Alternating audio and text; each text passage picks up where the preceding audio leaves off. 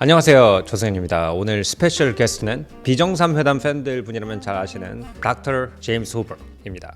닥터라는 이름을 제가 앞에 꼭 붙인 게 이제 비정상회담에서는 산을 많이 오른 등반가로서 이야기를 많이 해주셨는데, 오늘은 최근에 환경에 관련된 책을 쓴 이 지구의 변화를 탐구하는 학자로서 우리 탐구 생활에 나와주셨기 때문에 꼭 앞에 이 박사님이라는 타이틀을 붙여가지고 소개를 한번 해봤습니다. 감사합니다.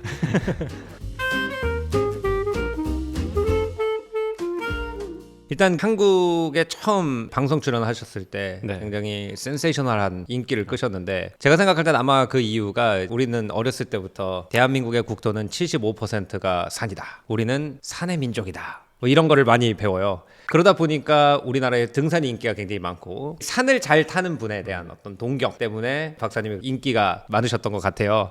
근데 실제로 산에 그렇게 가시는 이유가 뭘까요? 한국 오기 전에 1년 동안 런던에서 살았는데 저랑 너무 안 맞았어요. 근데 서울에 와서 훨씬 마음이 편했어요. 근데 생각해 보니까 사실 서울에 어디 있어도 산이 보이잖아요. 북한산, 인왕산, 뭐 관악산, 어디 있어도 산 보이니까 마음이 좀 편해지고, 뭐 도망가고 싶으면 저 산으로 도망갈 수 있다, 약간 그런 생각이 들더라고요. 그래서 산은 저한테 약간 그런 의미가 있는 것 같아요. 내가 약간 마음이 편해져야 되면 산에 가서 숨을 쉴 수 있다, 그렇게 생각하더라고요. 우리가 인도 신화를 봐도 신들은 산 위에 있고, 고대 그리스 신화를 봐도 이제 올림포스라는 산 위에 이제 신들이 살고 있고, 우리나라도 이제 산 신령이 계시고, 왜 이렇게 인간이 옛날부터 스피리추얼한 것들과 산을 연관지었다고 생각하세요? 뭔가 이렇게 산에 들어가면 그런 게 느껴지나요? 신기 같은 게 느껴지나요?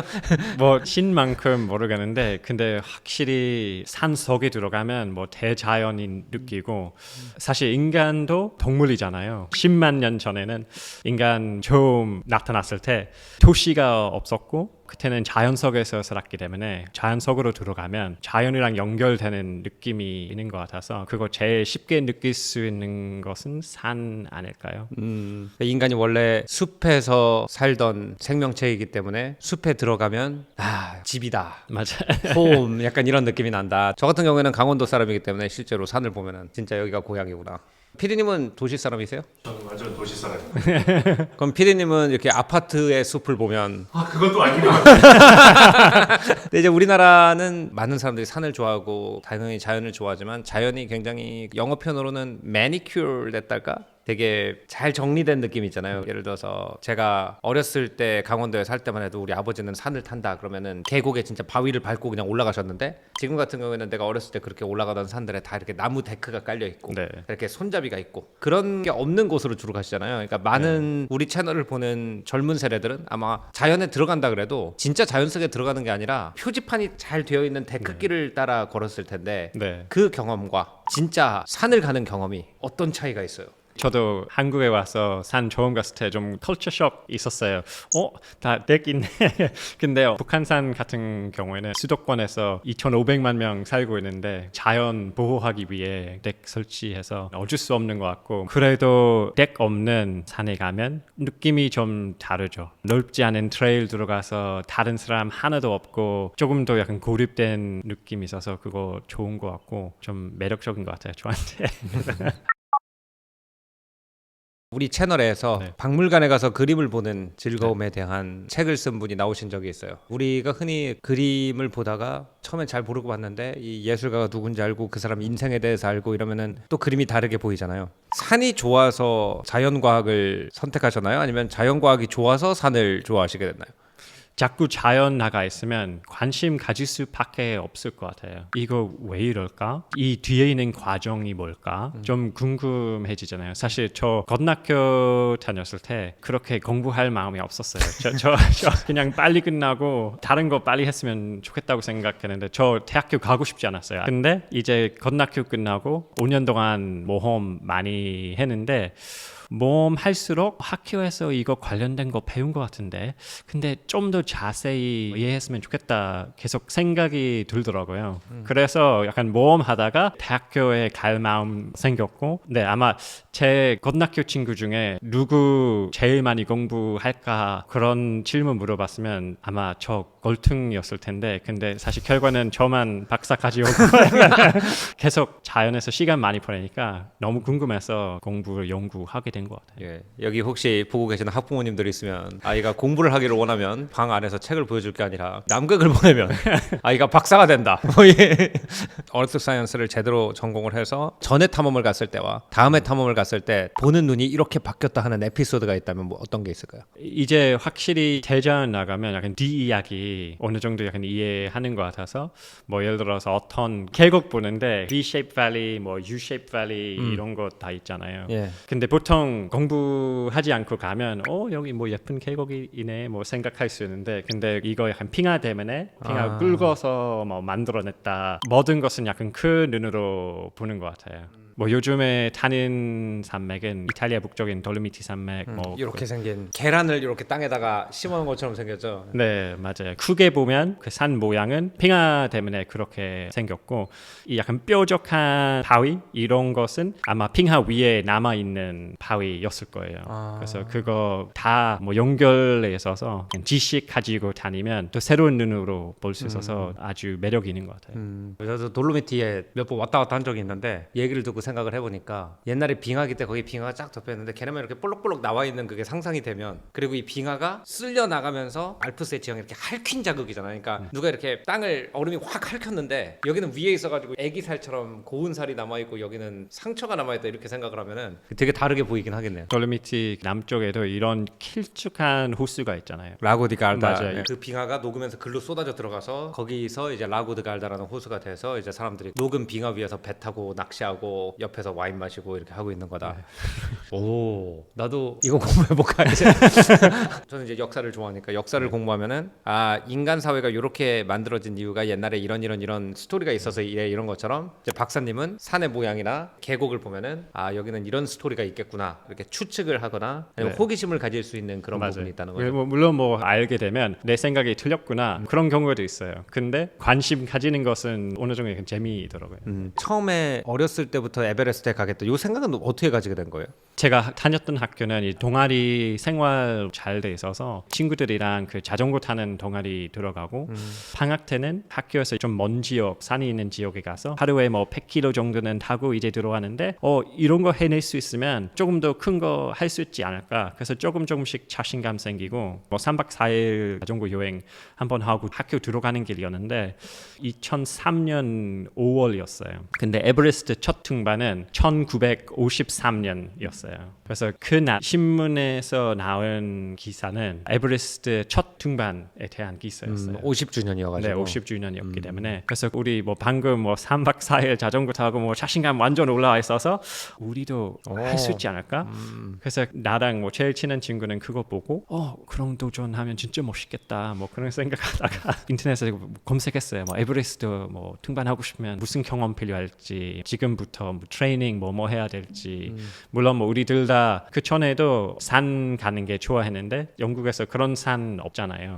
그 영국에 있는 산은 제일 높은 산 그래도 한 1,300m 정도인데 히말라야를 갔다 오시면은 베이스 캠프 높이도 안 되니까 맞아요. 그렇게 높게 안 느끼는데 재앙을 마주한다 이게 제목이 되게 자극적이잖아요. 그러니까 뭔가 보고 이거 아니다 싶어가지고 책을 쓰셨을 텐데 네. 처음으로 이제 해양 플라스틱에 대해서 관심 가지고 그 청소하는 그 볼런티어 워크 한 분들도 보면은 서퍼들이라든지 다이버들이 자기가 좋아하는 다이빙 스팟 갔는데 거기가 막 청정지역으로 유명한데 막 거기까지 플라스틱이 떠들어가니까 안 되겠다 우리가 치우자 해가지고 청소하고 이렇게 된 것 같은데 실제로 나가보면 어때요? 그러니까 우리가 이걸로만 세상을 접하지 않고 진짜 나가서 옛날에 청전 자연이었던 딱 갔을 때 이건 아니다 라고 느끼는 그 지점들이 뭐였어요? 사실 한국에서 그나마는 산 깨끗한데 한국에서 약간 해변 가면 쓰레기 엄청 많아서 해변 잘 가고 싶은 마음이 없어졌어요. 근데 에베레스트 가면 이제는 약간 시스템이 바뀌어서 무조건 가져간 것은 그것보다 쓰레기 무게 더 많게 가지고 내려와야 되는데 사람들이 뭐 70년대 80년대 갔을 때 산소 탱크는 저기 위에 그냥 넣고 그냥 내려온 거예요. 그래서 에베레스트 올라가도 이런 산소 탱크 볼 수 있고 북에서 남극까지 하고 있었을 때 미국 공군 베이스 있어요. 옆에 지나가는데 30-40km에서 멀리 떨어진 곳에 도로 아예 없어요. 도로 아예 없는데 올라가 보니까 2m, 3m 된 이 동그란 그 배로 만든 파이프 그냥 버려 있었어요. 이거 뭐지? 근데 진짜 이제 아예 약간 기대하지 않은 거기 가도 인간의 버린 거 있네. 그래서 그거 보면 뭐 항상 마음이 슬퍼요. 아 그러니까 여기는 진짜 인간의 손길이 닿지 않은 청정 자연이다라는 공간이 아예 없다 지금은. 네. 에베레스트 꼭대기에도 쓰레기가 있고 그린랜드에서 북극 넘어가는 곳에도 심지어는 일반 쓰레기도 아니고 공업 쓰레기가 벌어져 있고 이제 이런 거 보면서 이건 좀 아니다라고 생각을 하셨다는 거네요.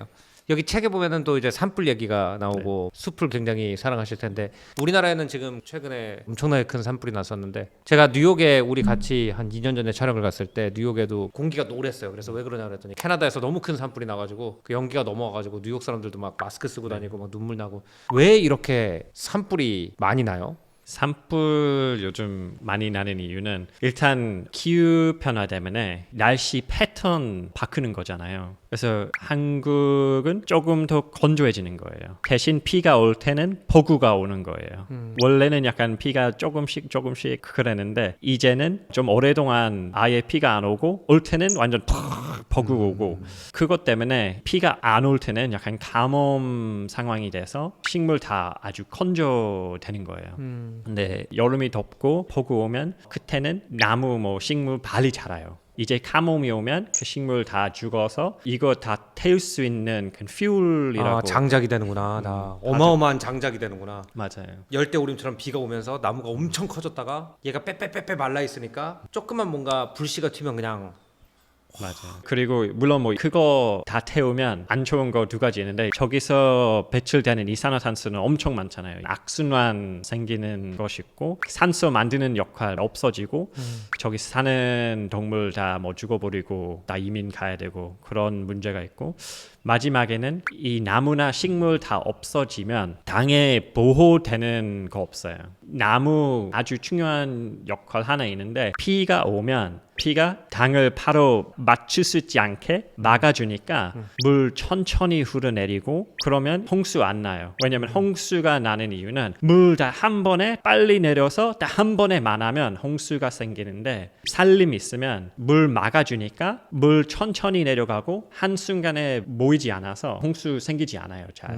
토양이 다 심칙되고 나서는 저기서 뭐 자르지 않아요. 농사도 못한다. 농사도 못하고 또 나무도 다시 자르기 어려워요. 심하게 산불이 나면은 다시 회복하는데 얼마나 걸려요? 그것은 뭐 다른 지역 달라요. 예를 들어서 뭐 몇 년 전에 캐나다 서쪽에 있는 좀 유명한 산불이 있었는데 이렇게 완전 엄청 큰 산불 나고 나서는 그 다음 이 폭우가 왔어요. 그래서 폭우가 왔기 때문에 이 산사태, 토양 다 뭐 쓸어버리고 뭐 홍수 이런 거 엄청 문제가 많아서 토양이 다 없어지면 이 씨앗은 어디 심어도 뭐 자르지 못하니까 근데 다른 지역 뭐 호주 같은 지역 보면 호주는 항상 산불 있는 나라였어요. 대신 스케일이 달라졌어요. 원래는 호주에서는 작은 산불은 자주 생기는 패턴이었어요. 그러면 약간 청소하는 역할을 했어요. 죽은 식물 이제 이 지역에서 다 태워버리면 그럼 이제 몇 년 동안 산불 생길 수 없어요. 태울 수 있는 거 없으니까. 또 어떤 호주에 있는 나무는 산불 있어야 고열 때문에 씨앗이 열리는 거예요. 그러니까 아예 거기에 진화를 맞춰서 네. 한 거구나. 그래서 이 산불이 생기면 저기 있는 나무 어느 정도는 약간 태워버리고 그 다음 이 씨앗이 열려서 위에는 나무나 식물이 없어서 빛이 잘 받아서 새롭게 자를 수 있어요.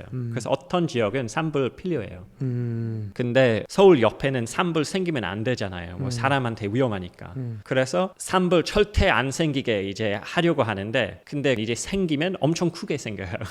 그러니까 어떤 면에서는 자연은 끊임없이 뭐 벼락도 떨어지고 그러면서 조그만 산불이 생겨서 이렇게 순환이 돼야 되는데 사람한테 위험하니까 이걸 갖다 어떻게 보면 또 지키는 과정에서 죽은 식물들이 계속 쌓였다가 불이 딱 떨어지면은 평소에 청소를 안 해놓고 장작을 쌓아놨으니까 그냥 불이 무섭게 번지는 그런 현상도 일어난다는 거죠. 맞아요. 북극이나 남극 가본 분들이 이제 가장 야 이거 우리 환경이 심각하다라고 엄청나게 느끼고 온다고 그러는데 극지에서 여행을 할 때 야 이거 정말 난리 났는데라고 생각했던 그런 장면들이 어떤 게 있을까요? 북극에서 남극까지 무동력했을 때 원래 있는 계획은 스키 타면서 설매 댕기고 빙판에서 이제 스키 타려고 했는데 2007년은 바다 얼음 갑자기 엄청 빨리 녹았고 사실 바다 얼음은 바다 위에 더 있기 때문에 움직여요. 그래서 약간 뭐 바람 이쪽으로 부르면 뭐 이쪽으로 움직이고 뭐 해류는 이쪽으로 가면 이쪽으로 뭐 움직이고 부딪히기도 하고 깨지기도 하고 자연적인 과정인데 깨지면 뭐 몇십 미터 뭐 사이에 물이 있을 수도 있어서 뭐 그러면 특별한 복 입고 들어가서 수영해야 될 수도 있다 이미 알고 있었는데 근데 빨리 녹아버리니까 몇십 미터 아닌 1km, 2km 열린 부분이 있어서 그럼 건너갈 수 없어요. 저기서 사는 원주민 이렇게 되면 사냥할 수 없어요. 원래는 거의 6월까지는 빙판이 있어서 빙판에 나가서 사냥하고 그 다음 없어지면 이제 캐누 타서 사냥하는데 이제 그 과정이 길어지고 뭐 3월부터는 얼음이 너무 약해지거나 얇아지거나 그러면 설매로도 사냥할 수 없고 캐누로도 사냥할 수 없어요. 아예 먹고 사는데 진짜 직접적인 영향을 받는구나 거기에서는. 그러니까 네. 원래 6월까지 사냥을 할 수 있었는데 3월까지밖에 사냥을 못 하고 비효율적인 방식으로 이렇게 사냥을 해야 되고 이런 거를 이제 보면서 기후 변화가 진짜구나 이렇게 눈으로 확인을 하신 거네요. 맞아요. 그리고 이것도 악순환이 있어요. 왜냐하면 방사율 관련된 것인데 이 뭐 예를 들어서 뭐 하얀 거 있고 어두운 거 있어요. 햇빛은 하얀 거 맞으면 반사율이 높아요. 네. 그래서 여름에는 우리가 밝은색 옷 입고 더울까봐. 맞아요. 맞아요. 근데 이제 얼음이 다 녹아버리고 대신 어두운 색 물만 남아 있어요. 그럼 반사율이 없기 때문에 열은 훨씬 많이 흡수해요. 그럼 이제 일찍부터 녹아버리고 열 에너지는 계속 흡수하니까 그럼 물이 따뜻해지고 얼음이 빨리 생기진 않고 늦게 생기는 거고 얼음 적게 생기고 얇게 생기고. 되게 자세하고 알아듣기 쉽게 설명을 해주셨지만 이걸 처음 듣는 사람은 별로 없을 것 같아요. 산불 많이 나는 이유에도 뭐 뉴스에서도 봤고 북극이나 남극에 이제 빙하가 녹아지고 무너져 내리는 그런 영상도 봤고 그런데 제가 생각할 때 이게 이제 오래되다 보니까 한 10년 전만 해도 이제 이런 걸 보면 사람들이 와 어떻게 뭐라도 해야겠다. 근데 이제 10년 동안 계속 기후 위기에 대한 얘기를 하다 보니까 사람들이 그래서 어떡하라고? 약간 이런 지금 애티튜드로 가고 있는 것 같거든요. 그래서 그거를 좀 이겨내고 우리가 이런 거를 할 수 있다라는 메시지로 좀 마무리해 주실 수 있을까요? 일단 피부로 느껴야 중요한 문제라고 생각할 수 있는데 물론 이제 사람들이 점점 피부로 느끼고 있을 것 같아서 우선순위로 좀 뭐 올라가고 있는 것 같고 근데 한 10년 전에 보면 사람들이 약간 가볍게 하면 뭐 할 수 있다 생각했을 것 같아요. 팔테는 비닐 팔테 쓰지 않고 뭐 텀블러 들고 다니고 맞아요. 에코백 쓰고 맞아요. 물론 뭐 다 좋은 일인데 이벤트 갈 때마다 텀블러 받잖아요. 또 이벤트 갈 때마다 에코박 받고 도대체 우리 뭐 하고 있는지 이 약간 비닐 봉지 안 쓰려고 이제 에코박 쓴다고 하는데 에코박은 난 뭐 20개 가지고 있으면 비닐 봉지보다도 또 안 좋은 거예요. 그래서 사실 핵심은 지금 사는 경제는 소비주의 중심에 있는 경제잖아요. 사고 버리고 맞아요. 그래서 개인적으로 제일 효과 가질 수 있는 행동은 소비 덜 하는 거. 그래서 사실 소비 대신 시간으로 좀 즐길 수 있는 행동하면 훨씬 만족스럽고 행복해지는 일인 것 같은데 예를 들어서 제가 주말에 쇼핑하러 가서 뭐 새로운 휴대폰 뭐 사든지 그러면 몇 시간 동안 새로운 거 있어서 뭐 행복하다. 대신 동네 축구팀 뭐 러닝 클럽 거기 들어가서 같이 즐기는 사람 같이 보내면 훨씬 만족스럽고 훨씬 행복하고 훨씬 건강하고 지구한테도 좋고. 근데 문제는 이제 러닝클럽에 갈 때 원래 입던 옷을 입고 가는 게 아니거든요. 이제 러닝화를 새로 사고 러닝복을 또 새로 사고 여러 사람이 같이 뛰기 때문에 지난주에 입었던 러닝복 또 입으면 좀 그러니까 다음 주엔 뭐 입고 가지 그러면서 또 쇼핑을 하고 그래서 말씀하신 게 뭔지 알거든요. 이 굴레에 우리가 있는 한 이 문제가 해결이 안 된다는 거잖아요. 그러니까 헬스장을 짓는 것보다는 달리기를 하는 게 훨씬 더 친환경적일 것 같긴 한데 만약에 달리기를 할 때 러닝화가 15켤레다. 그러면 이건 이제 친환경적이지 않게 된다는 그런 말씀이잖아요. 맞아요. 근데 진짜 어려운 문제. 왜냐면 소비주의랑 경제는 소비하지 않으면 경제 안 들어가잖아요. 경제 안 들어가면 정치적인 문제가 생기고. 근데 이 핵심적인 문제는 계속 소비 많이 할수록 기후 안 좋아질 수밖에 없고 이 다른 환경 문제 안 좋아질 수밖에 없고. 그래서 사실 쉽게 해결할 수 있는 문제가 아니에요. 우리는 이것을 잘 알고 우리 자식 좋은 미래 원하면 어려운 결정해야 돼요. 앞으로 이런 사회 이런 미래 원하면 우리 경제, 우리 문화, 우리 사회 어떻게 만들어 가야 될지 그런 거 진지하게 얘기해야 되고 소비하기 전에는 항상 한 번이라도 생각해 보세요. 이거 진짜 필요한지 오래 쓸 건지 그거 한번 생각해 보시고 소비하는 게 좋다고 생각하고 뭐 지갑에도 좋고 기본적으로 내가 생각할 때는 어떻게 보면 되게 쉬울 수도 있는 게 우리 부모님 세대 같은 경우에는 꼭 필요한 거 아니면은 안 사는 마인드 마인드가 기본적으로 장착이 돼 있었는데 아까 말씀하신 것처럼 돈을 쓰면은 경기에 좋기 때문에 뭐 소비가 미덕이다 뭐 이런 얘기를 해가지고 심지어는 대출을 내서라도 뭔가를 사는 것이 더 멋진 삶이라는 인식 변화 자체도 생각해보면 한 30년밖에 안 되거든. 우리 할머니 같은 경우에는 뭘 사라고 그러면은 그거 왜 필요하냐? 근데 가만 생각해보면 우리 할머니 세대들은 거의 그 마인드가 당연했고, 그럼 우리가 지금 소비 사회의 마인드가 되게 당연하다고 생각하지만 이것도 정말 3, 40년 만에 만들어지는 생각이지 우리가 생각한 것처럼 오래되고 뭐 이렇게 인간의 본성에 결여된 게 아닐 수도 있다는 생각이 들어요. 아까 말씀하신 것처럼 여기서 가장 직접적으로 실천 가능한 건 뭔가를 살 때 약간 우리 할머니가 뭐라 그럴까? 이렇게 딱 가가지고 이걸 딱 살려고 그러다가 갑자기 할머니 목소리가 들리는 거야. 예! 그게 얼만데? 그게 왜 필요하냐? 왜 필요해? 그러면은 아 오케이 할머니가 사지 말라 그러면 사지 말자. 사야 되는 거예요. 아 요 책은 사야 돼요. 예, 오늘은 여러분도 잘 아시는 모험가 제임스 후퍼 박사님을 모시고 제임스 후퍼 박사님의 인생 얘기는 여러 가지 TV 프로그램을 통해서 이미 알고 계시겠지만 지구과학자로서 세상을 어떻게 보고 계신지, 그리고 세상이 앞으로 더 좋아지려면 우리가 어떤 방식으로 생활을 하면 좋다고 생각하시는지 이런 얘기를 나눠봤습니다. 오늘 좋은 인사이트 나눠주셔서 감사합니다. 네, 감사합니다. 네. 네. 오늘 조승현의 탐구생활은 여기서 마무리하고 다음번엔 더 재밌는 문화 이야기, 역사 이야기로 찾아뵙겠습니다. 안녕히 계십시오.